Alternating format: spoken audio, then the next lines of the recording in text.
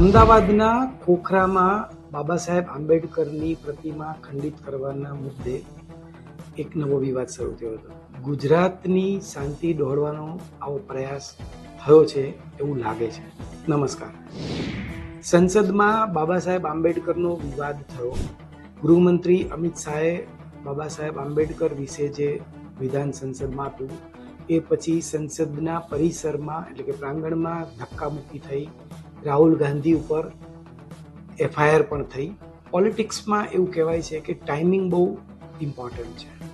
સંસદની ઘટના પછી ગણતરીની કલાકો પછી અમદાવાદના ખોખરામાં આંબેડકરની પ્રતિમા ખંડિત થાય છે. રાત્રે બાબા સાહેબ આંબેડકરનું નાક કોઈ અસામાજિક તત્વો આવીને પથ્થરથી તોડી નાખે છે અને સવારે લોકોનું ધ્યાન પડે છે અને આંબેડકરનો નવો એક એક્સટેન્ડેડ વિવાદ ગુજરાતમાં ઊભો થાય છે. આ એક જાણી જોઈને કરવામાં આવેલું કૃત્ય જ છે. આ કરનારાને એનો ઈરાદો શું હતો એ ખબર નથી.